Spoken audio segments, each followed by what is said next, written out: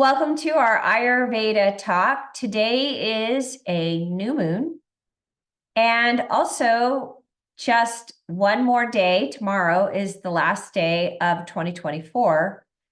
And so we are coming into the new year. Now, I want to talk to you Ayurvedically about why we typically do not set New Year's resolutions. And it's because you wouldn't plant a garden in the winter. There's ice. It's cold. The seeds are not going to take and grow. You cannot cultivate the seeds in the winter soil, not here in the mountains, that's for sure. Maybe in San Jose, where you are, Cheryl. Anyway, but even in San Jose, because I grew up there, we didn't plant a garden in January. It is the coldest month of the entire year. But this year, we are in a new moon. And in Ayurveda and yoga both come out of the Vedic wisdom. In the Vedic wisdom, you have lots of different branches of wisdom. And one was the medical aspect, which is Ayurveda, how to live in alignment with nature, which is what we are. And then you have yoga, which are the practices, which, by the way, it's so much deeper than people realize. They think that yoga is just exercise. It's not. It's literally clearing out your inner debris so that you can keep your channels open. And as you do that, what that does is it keeps your body healthy. There's so much to it. So there's that, but there's also Vedic astrology.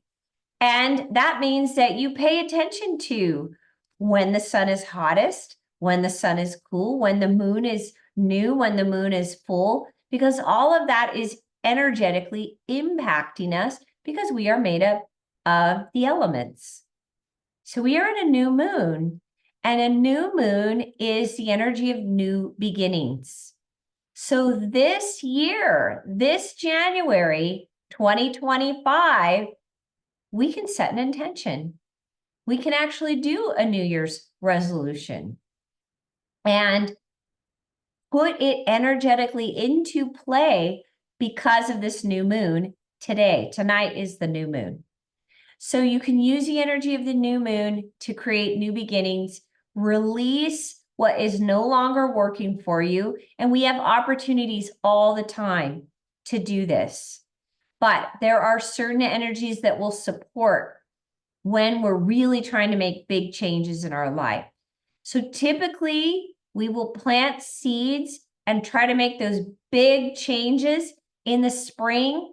That's why you do an Ayurvedic cleanse in the spring, because you want to clear out the debris, clear out the stagnation so that you are prime and ripe for a whole new beginning, a whole new life.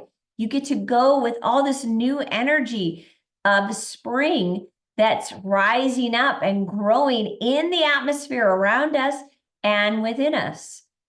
Okay, so this particular January, you could do your vision board. You could do your New Year's resolutions. You could do all of that, and the energy of the new moon will support you. Vedic astrology as well as Western astrology. They are both saying that. I am not an astrologer, so I'm not going to go into a lot of detail about it, but I do pay attention to it because when I went through school, they encouraged that you pay attention to that. The other thing I want to do is when we are in a new moon, it should be a contemplative time. I typically will tell people in January, instead of a New Year's resolution, start to contemplate, start to journal. What's going on in my life? What am I really faced with? And it's not the external circumstances that we are trying to change, because you can't make those changes. People are just going to be who they are. So what we want to do is we want to start noticing that when we're in a certain circumstance or a situation's happening, or a certain relationship is taking place that we're dealing with at work or in our home environment, and it triggers certain things within us, that's your opportunity to go inward. That's where you want to kind of journal and pay attention to, I'm constantly in a state of anxiety, or I always feel like I'm frustrated, or I'm going through my day and I notice that I frown all day. Those things matter. Or I'm wincing. My forehead is constantly scrunched.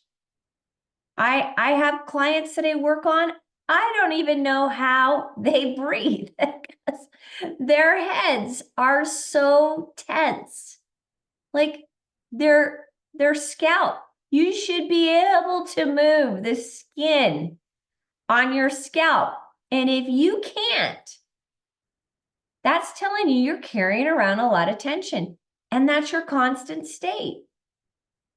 So you want to bring awareness to what's going on with me. What am I experiencing every day? Am I happy throughout my day? Am I overall dealing with things in a way that's healthy for me? And the things that aren't working for you, you want to pay attention to that. And I really want to encourage you to start cultivating the witness. We have two voices within us. You have that witness, which has the ability to watch the dialogue that's going on in your own mind, to watch your behavior, to watch your emotional reactions. And then you have the actual dialogue. Are we choosing to listen to it? Because typically that dialogue is your ego. There's nothing wrong with the ego. We're not rejecting the ego. We're not telling the ego to go away. But we're really going to start paying attention to, is the ego basically causing distractions and preventing us from our new beginnings? Is that voice, that dialogue that constantly goes on, is it preventing us from connecting with this other voice, which is usually more quiet?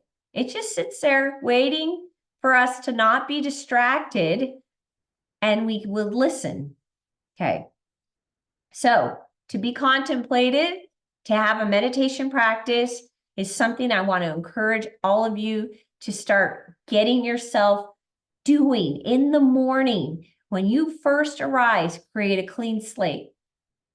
So create a clean slate for this year, create a clean slate for the day by having a short meditation, and then you eventually will crave more. So you want to start with 5 minutes, just sitting in silence. You're going to breathe in and out of your nose. Let your breath be deep. We're going to do it here, and then we will do our practice. And then you're going to sit and watch, be the witness. Okay, so that is where we are going to go today. This is what we were getting started with. We're going to do that really quick. So go ahead and sit so that your spine can be tall. And I do want you to bring your hands into the mudra where you are bringing human consciousness and universal consciousness together. And then you drop your hands into your lap. Close your eyes. Now, if you're seated on a meditation cushion or a blanket, cross your legs, right heel in and then your left. If you're in a chair, just make sure your feet are flat on the floor. Okay, close your eyes. And draw your attention into your nose, following the breath with the mind. Notice that awareness of the breath that moves in and out of the nose is the witness.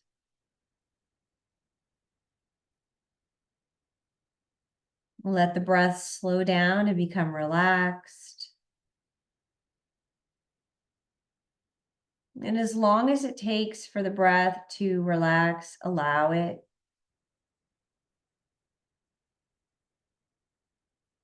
And let your face soften.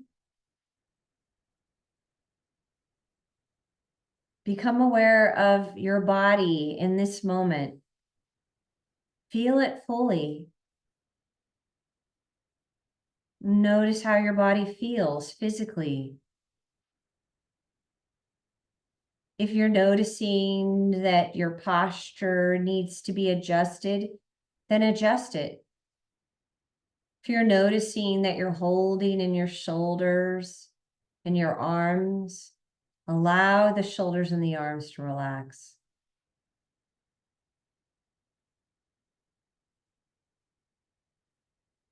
Having a quick stillness practice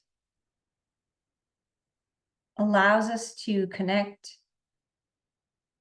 with our inner soul,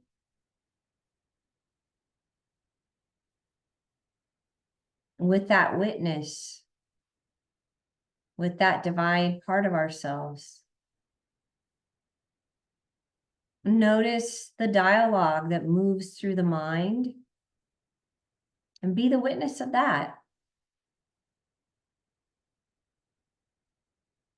What does that voice typically tell you? There's usually patterns there.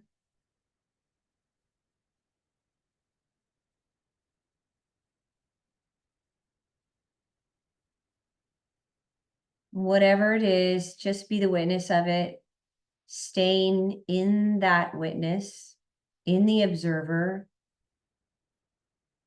allowing the dialogue to be whatever it is, you're not needing to change it.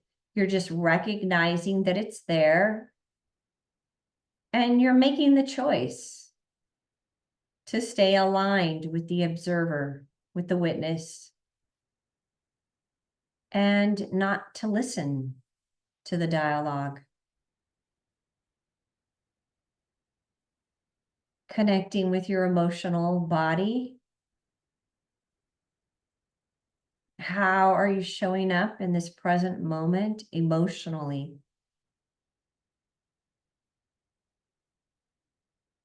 And whatever it is that's there, allow it, accept it, and be the witness of it.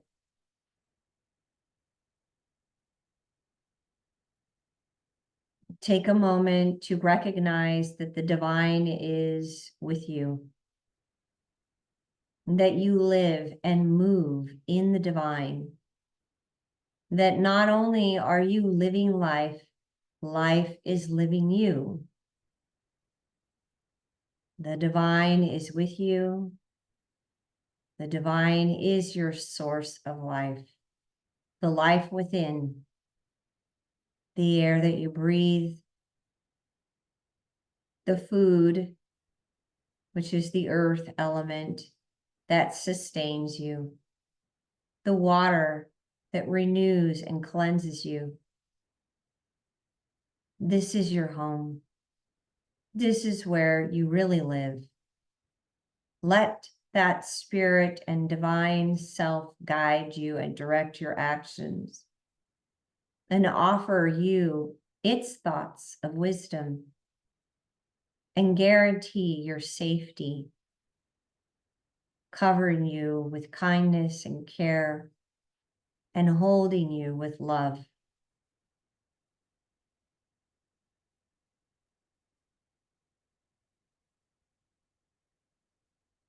Allowing yourself to shift into a prayer to the divine,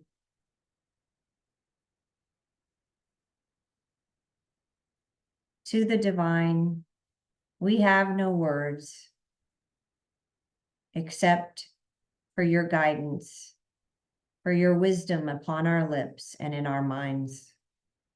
We come quietly into your presence now, and we ask that you rest in us, and we rest in your peace. And then bringing your hands together to your heart, anchoring that into the heart. And now moving into our practice. So we will be doing a new moon practice.